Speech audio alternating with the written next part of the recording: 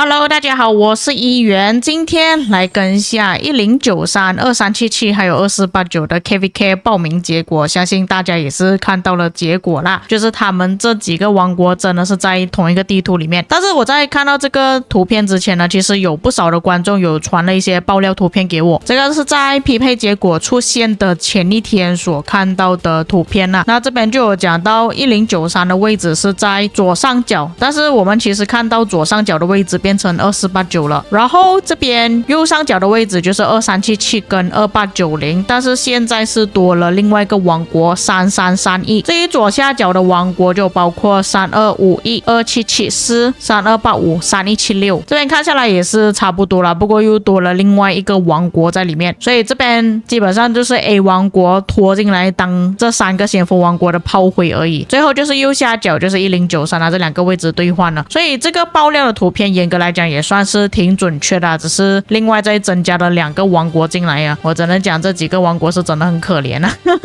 但其实他们这一次的报名呢也并不是这么顺利，各位还记得在之前我的影片我跟大家讲过，其实2489他们的目标是想要报名6个阵营的地图，那么这一次6个阵营的地图呢也就只有奥尔良之围跟兵无常势，那兵无常势有很大可能会把他们分配的位置变得很奇怪。各位也知道之前我在960的那一场 KVK 跟1093还有2605那一场 KVK 官方就把他们位置分配到很怪，像这边就是1093的位置，然后960在这个位置，2605在这个位置，其他3个阵营都是抛回来的，所以有可能2489他们是担心这个地图会匹配出来怪怪的，所以他们不选择这个地图。他们一开始选择的地图其实是奥尔良之围，那当时候我也是等了很久哦，看到他们已经进入了匹配阶段，我还以为可以匹配成功，结果后面又说他们找不到匹配结果，强制他们需要去另外报名别的地图，就是补报名了，所以他们才放弃了奥尔良之围，选择11示意，因为也就只有这3个地图可以选择而已。这个我可以理解为什么他们想要选择奥尔良之围啊，奥尔良之围的地图其实会比较热闹一点，一直战斗到黄庭为止，中间是没有任何休息时间的，对于他们这种大型的先锋王国来讲，这个就是他们想要的东西。相反的4个阵营的地图，像11示意、英雄战歌这些地图都挺无聊的，因为这边关卡4就算你胜利了或失败了也不会影响太大，进入到关卡5这里又没有战斗，关卡6也只是在温泉那边战斗，关卡7跟对方消耗兵力，黄庭才是世界大战，所以我可以理解啦，可能这场 KVK 战斗下来也没有消耗多少的资源加速也说不定，而且有可能在早期的时候对方不想要跟你战斗，因为你中间的时间全部都没有什么在战斗嘛，他们可以慢慢发育，等到黄庭的时候才跟你硬碰硬面对面战斗，以人数来压制你这样子，所以相比之下呢确实没有像奥尔良之围这么好玩了，而且奥尔良之围你们还可以有一个压制的效果啊，就是在这个地图中呢是有助阵技能的，你可以放3个统帅在你的队伍里面使用他们的技能，所以这个助阵技能其实对于王国人数比较多或者是你的统帅有非常多的玩家来讲呢是有优势的。而且相信各位应该也是有看到1365跟1875那一场 KVK 的变化了吧，他们在关卡4能够占领的地图位置呢真的有影响到他们下一个区域的位置直到黄庭为止，所以如果是说可玩性的话，奥尔良之围确实会比较好玩一点。 OK， 那么我们回来这个匹配结果，那其实这场 KVK 的目标呢也就是2489要跟1093后面要跟他们2个战斗而已，所以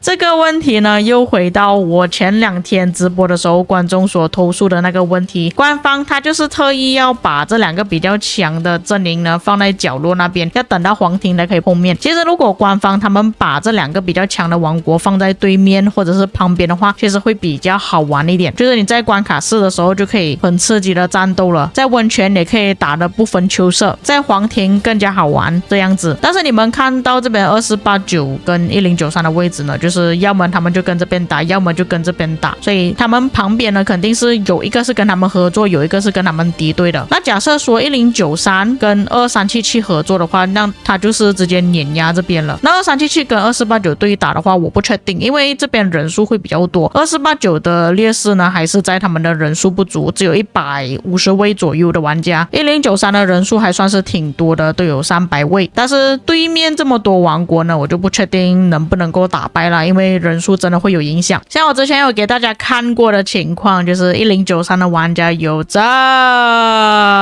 么多，我们只是计算8000万战力以上的玩家就好了。虽然他们7000万的战力玩家也是挺多的啦。OK， 他们只是计算8000万战力以上的玩家就已经有271位了。如果我们计算到差不多7400万左右，就差不多有300位。下面还是一些比较低战力的玩家，不过看起来也是挺活跃的。没有加入主联盟的玩家，就是从316这边开始吧。所以他们人数确实是挺多的。至于击杀方面呢，我们就看哪一些玩家有超过100亿击杀的吧。根据这边数据来看，超过100亿击杀的玩家有216位，也算是挺多了。至于2489的情况，之前也是跟大家讲过，他们超过8000万战力以上的玩家其实真的很少，也就只有149位，所以我们直接计算150位吧，包括这个7200万的玩家。剩下的玩家都是低于7000万战力的，所以跟93那边比较起来是差了差不多1倍左右。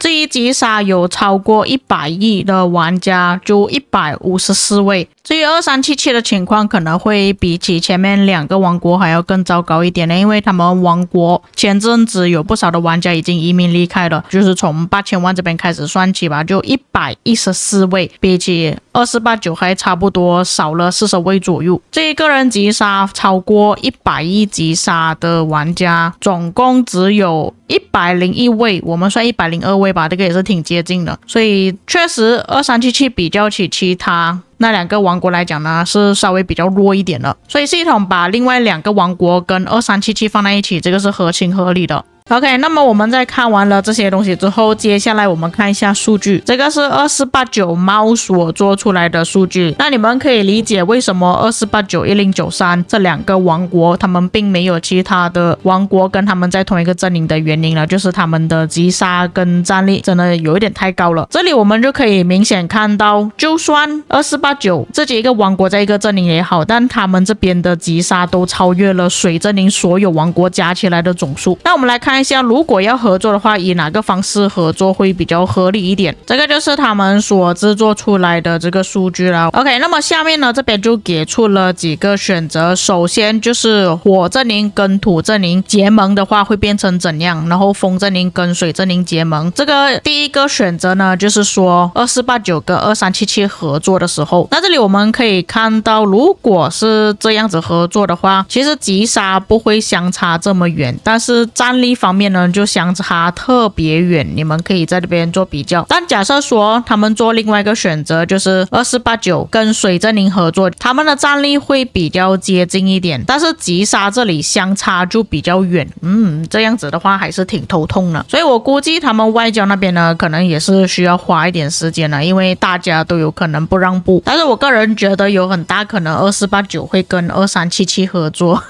毕竟这2个王国都是越南玩家比较多嘛，所以合作的可能性会比较大一点。这样就变成说1093跟水阵营这2个合作的话，他们这边的人数基本上是可以碾压2489跟2377这边的人数。你不要说1093那边的人数到底有多少，你只是光计算这里的王国数量，2489、2377那边就已经很明显不够了。所以如果确实要比较平衡一点的话，火阵营跟水阵营合作会比较合理，然后土阵营跟风阵营合作，选择第2个选项会稍微好那么一点点。但是毕竟外交上面呢，还是需要他们去谈啊。有时候我们觉得合理，但是不一定他们会去合作。但我可以说，只要谁拿了2377之后，基本上可以说是优势会比较大啦，我个人认为。但现在的版本不同了，只要玩家的人数更多的话，你就更加有优势。那当然合作不是最后的终点，因为我们还有另外一个选择，就是 free for all 如果是说这个地图1v3的话，是是不太大可能的，不管是谁也好，都没有办法打败其他3个阵营。而且我也觉得这边的王国里面应该没有一个笨到想要跟对方来1v3吧，因为你们最近也是看到1606的情况了，他们选择了1v3的后果，就是在皇庭那边战斗不到几个小时就已经没了。那不确定他们这一场 KVK 外交那边会不会有 drama， 如果有 drama 的话，我会继续更新，也有可能我在做完那个影片之后，他们的外交结果就出来了也说不定。所以关于他们这个 KVK 的匹配结果大概是这样子，我个人最后还是认为第2的选项可能性会比较大一点的。尽管2377跟2489两个都是越南王国，但是以数据还有人数来讲，火阵营和水阵营合作会比较平衡一点。还好我来得及在发布影片之前看到他们的外交结果出炉了，居然在我睡觉的时候偷偷确定外交，你们太可恶了。 OK， 就如我所猜测的一样啦，其实左打右确实是会比较公平一点啦，所以也就是说这一场 KVK 呢其实也是蛮平均的，因为以现在2377的实力来讲呢，他们可能打不过2489，但是他们加了另外2个王国我就不确定了。至于下面这几个王国的话，我就不确定他们能不能够打败93了，所以